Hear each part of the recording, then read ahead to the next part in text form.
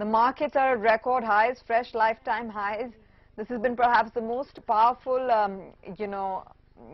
opening rally to a calendar year that we have seen in recent times, in recent history.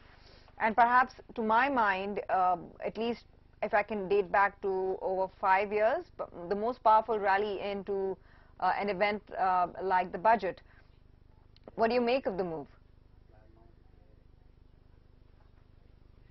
Yeah, good morning.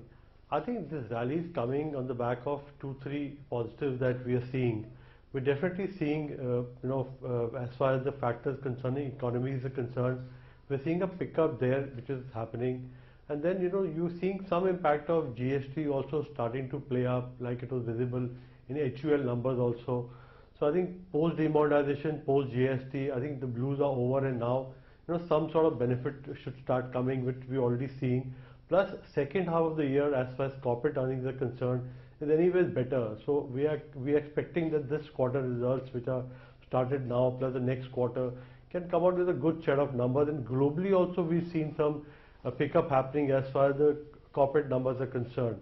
So on the back of so many positives, we've seen the market rally, and definitely market has run up a lot. And in the short term, you may feel and you may make a case of some valuation mismatch, markets run up ahead of valuation.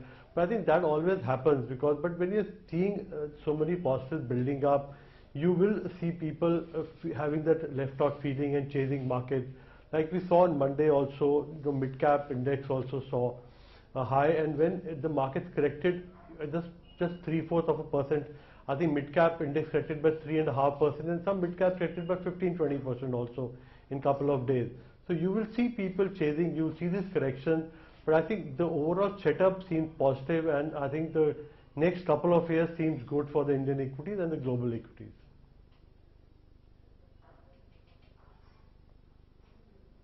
Neeraj, hi there. Morning. Avan joining in as well. Let's talk about the individual sectors that you're betting on, and in particular, I believe you like the auto ancillary sector. How are you looking at the overall earnings growth? How have you read into the auto sales numbers that have come in last month, given the kind of linkage that we'll see with the overall interest rate environment? What are the specifics that attract you to this space? Basically, the numbers as far as the passenger vehicles are concerned has been encouraging, and we've seen those playing in the auto stocks also, and the kind of run-up we've seen in Maruti. So that passenger vehicle definitely are doing well. So see, interest rates is something which one can make a case that sometime during this year, sometime later, you may start seeing RBI increasing the interest rate a little bit.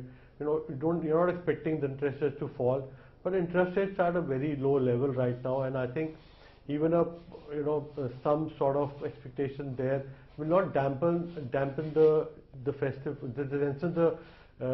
sales growth that we're seeing in the passenger vehicles. And what is good in the last 2, 3, 4 months is that the commercial vehicles have all started picking up. See, when we were speaking to commercial vehicle manufacturers or auto ancillaries catering to commercial vehicles in the early last year, they were not expecting this year to be a growth year, but we've seen that growth also coming. So that is one sector which is also going to play on the total auto segment as a whole. So I think commercial vehicles will add to whatever passenger vehicles anyways has a good performance so far.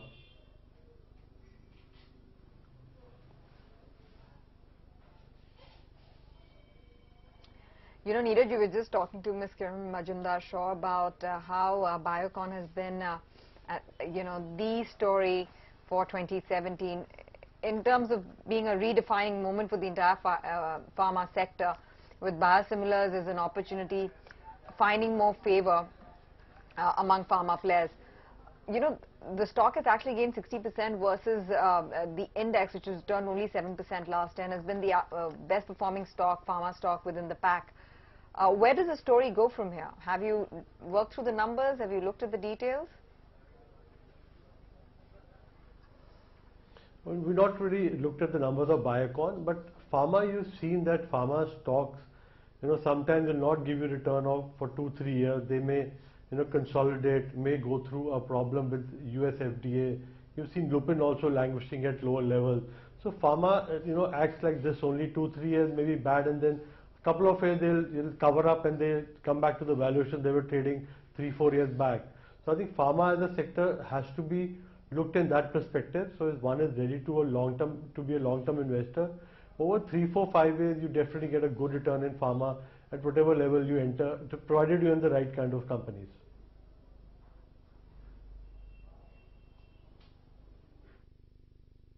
Looked at the overall valuation picture, let's talk about, say, individual sectors like the IT or even the cement space as a whole. Do you believe that the kind of premium valuations that some of these cement players command is justified, or do you believe that we are likely to see some sort of a re-rating on that front? Yeah, definitely cement space is not cheap right now. We've seen a good run up. Even the large cap companies like Ultratech Cement, they've run up so much in the last year.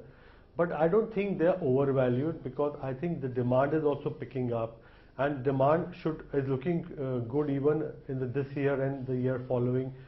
Seeing the order book of so many infrastructure construction companies, they are sitting at very high order books and execution is picking up.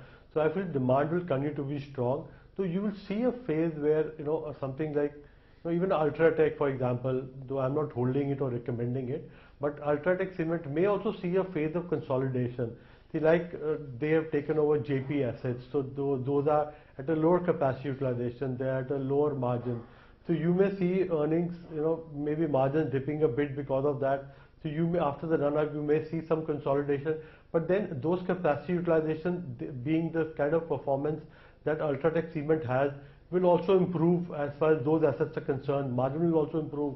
So then one has to now start looking at FY20 as far as earnings are concerned. So if you take all that into perspective, if you are a long-term investor, you're investing for a couple of years, and even then also you get a decent return, even investing at such high valuations.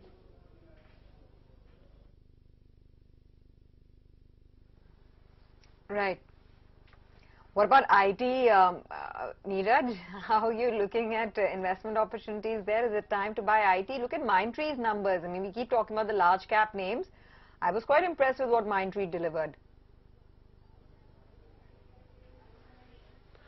Yeah, I think this will continue. I think the smaller or the mid-cap companies, or the larger mid-caps, which are the top three, Infosys, TCS, Wipro, I think the smaller ones, it's easy for them to adapt, and it's easy for them to adapt to the circumstances, and they adapted very well. So they will diversify their businesses, they diversify their geographies faster than what the larger ones can do. So we've seen a decent move in stocks like TCS, Infosys also.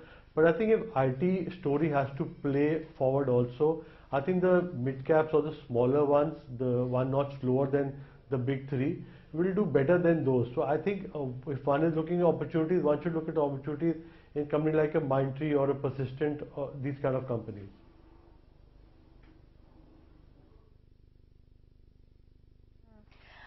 Neeraj, let's talk telecom as well. How have you read into the overall earnings impact from what Bharti Infratel delivered? You have Bharti Airtel as well that's going to come out with its earnings today. And what is going to be very important to monitor is the overall pricing pressure, the update as well as on the Infratel Indus merger. And we're going in with okay expectations in terms of the numbers. Revenues could even potentially decline. Is telecom a complete steer clear on account of the balance sheet concerns and the overall high debt burden, or would you explore it in terms of a stock-specific manner? See, I would wait for opportunities to buy in telecom, because I feel consolidation has happened, and now there are only three players which are going to be there, and there is Indian market which is growing. But definitely, because after the run-up that we've seen and the kind of debt they are sitting on, I think you will have opportunities to invest into these stocks. So I will not be chasing them after the run-up which has already happened from the lows. I would wait for opportunities and then get into that again. And even Bharti Infratel numbers we saw was really flat. So I don't see any earning pickup happening immediately as far as telecom is concerned. But the top line growth and the growth in numbers will continue. And whenever you get opportunity, then you should invest in telecom also, but not at these prices.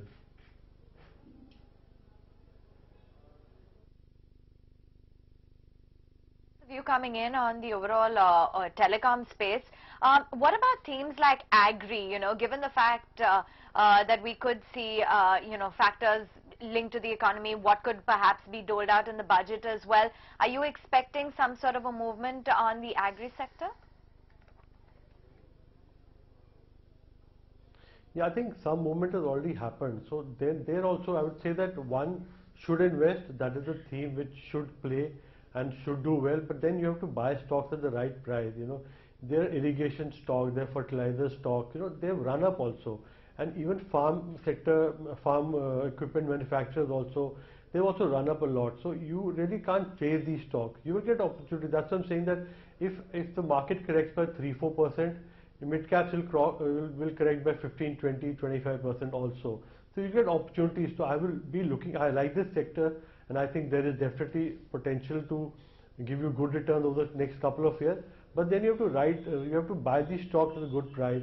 And some of these fertilizer companies are interesting because they have chemicals and fertilizer, and chemicals lately have been doing very well, and they have been giving a good return as far as the businesses are concerned. And one fertilizer also gives some return. They can be good bets even from these levels.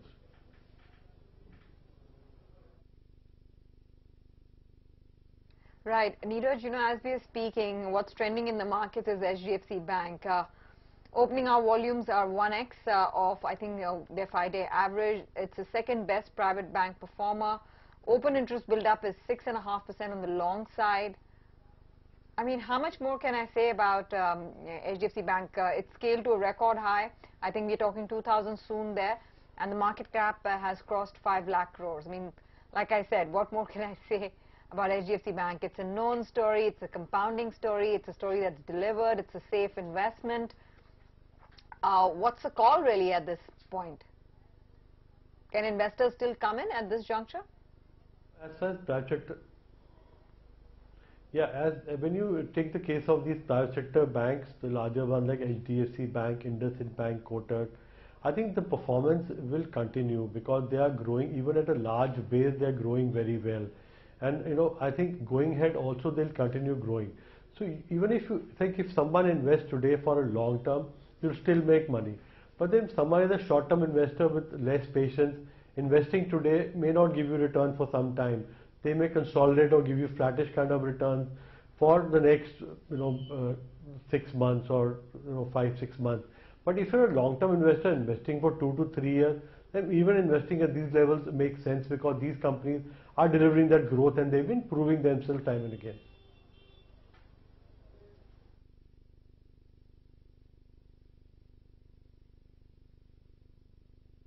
Let you go on that note. Thanks very much for taking time out and joining in with your views. So that's clearly the outlook from Neeraj Deewan. It's economy-related sectors, auto ancillary that he's favoring, infrastructure, cap goods as well as energy, and some corporate lenders within the financial space as a whole.